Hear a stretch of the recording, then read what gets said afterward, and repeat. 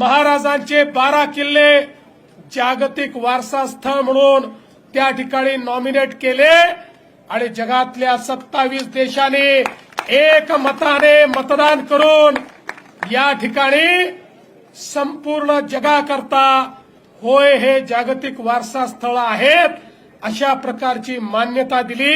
आमच्या आशिष शेलारांनी ते प्रमाणपत्र देखील या ठिकाणी घेतलं।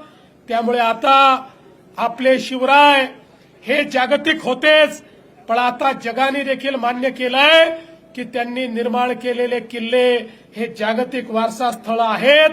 अशा प्रकारचा जागतिक वारसा निर्माण करणाऱ्या शिवरायांची प्रेरणा आपण घेतो आणि म्हणून आवश्यक आहे त्यांनी दिलेल्या मार्गावरच आपल्याला चालावं लागेल। त्यांनी दिलेला मार्ग हाच मार्ग विकासाचा मार्ग आहे, तो प्रत्येकाच्या उत्थानाचा मार्ग आहे। मला या गोष्टीचा अभिमान आहे।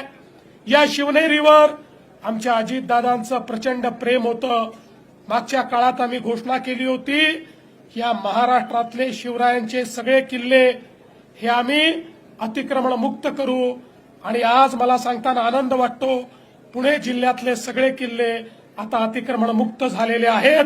एकही किल्ला या ठिकाणी अतिक्रमण